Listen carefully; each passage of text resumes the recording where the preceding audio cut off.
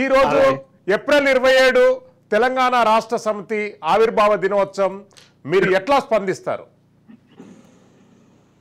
ప్రజలు రవీంద్రనాథ్ గారికి, ఇన్నయ్య గారికి, మీకు అలాగే ప్రేక్షకులందరికీ కూడా నా నమస్కారాలు తెలియజేస్తూ, నిజంగా కూడా ఈ ఆవిర్భావ దినోత్సవాన్ని తెలంగాణ ప్రజలు ఇప్పుడు నిజంగా తెలంగాణ ఆవిర్భవించిందని ఇప్పుడు కోరుకోవాలి, ఇప్పుడు పండుగ జరుపుకోవాలి. ఎందుకంటే ఒక దుష్ట పరిపాలనకు అంతమొందించిన మొన్న ఎలక్షన్లలో తెలంగాణ ప్రజలందరూ కూడా తల్లి సోనియా గాంధీ గారు తెలంగాణ అమరవీరుల ఆశయాల కొరకు తెలంగాణ విద్యార్థుల యొక్క ఆత్మలు ఘోషించకూడదని చెప్పి, వాళ్ళ ఆశలు నెరవేరాలని, వాళ్ళ ఆశయాలు నెరవేరాలని చెప్పి తల్లి సోనియా గాంధీ గారు ఏ తెలంగాణని ఇచ్చిండ్రో ఇలా నమ్మి నాన వస్తే పిచ్చిగురవైనట్టు తెలంగాణ బతుకులన్నీ కూడా పేన మీదకి పోయి పొయ్యిలబడ్డ చందాన్ని మనం అందరం కూడా చూసినాం. ఇవాళ తెలంగాణ రాష్ట్రం ఏర్పడ్డ ఈ 10 సంవత్సరాల పరిపాలనలో కేసీఆర్ గారి యొక్క నియంతృత్వ నిరంకుశ అప్రజాస్వామిక పరిపాలనలో ఇవాళ ప్రజాస్వామిక హక్కులు,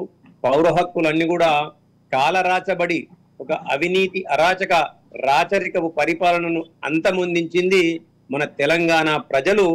మార్పు కోరుకొని వారికి రాజకీయ జీవితాన్ని ఉదమొట్టించి తెలంగాణ ప్రజలకు నిజంగా కూడా విముక్తి కలిగించిన ఘనత ఇలా తల్లి సోనియా గాంధీ గారు తెలంగాణ రాష్ట్రాన్ని ఇచ్చినట్టయితే తెలంగాణ ప్రజలు మొన్న వారికి నిజంగా కూడా విముక్తి కలిగించి నిజమైన ఆవిర్భావం ఇప్పుడు జరిగిందని తెలంగాణ ప్రజలు అనుకుంటుండే. ఇలా అనేక మంది పెద్దలు తెలంగాణ రాష్ట్రం కొరకు తమ భవిష్యత్తును తాకట్టు పెట్టి తన పిల్లల యొక్క భవిష్యత్తును, కుటుంబాల భవిష్యత్తును కూడా పక్కన పెట్టి అహర్నిశలు కష్టపడి తెలంగాణ రాష్ట్రాన్ని సాధిస్తే ఇవాళ ఏమైందో ప్రజలందరూ కూడా చూసిండ్రు.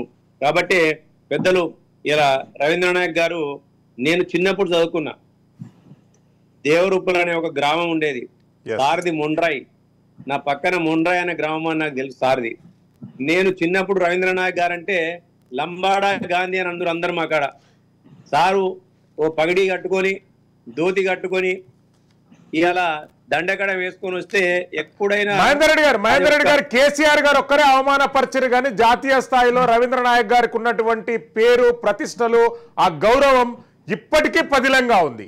ఎక్కడ ఎస్సీ ఎస్టీల హక్కుల గురించి, ఎక్కడ లంబాడా హక్కుల గురించి మాట్లాడితే రవీంద్రనాథ్ గారి పేరు ప్రస్తావన లేకుండా అక్కడ చర్చ జరగదు. వాస్తవం అది. ఇంతకు ముందు పెద్దలు మాట్లాడినట్టు, రవీంద్రనాథ్ గారు మాట్లాడినట్టు, అబద్ధాల పునాదుల మీద టిఆర్ఎస్ పార్టీని స్థాపించబడింది.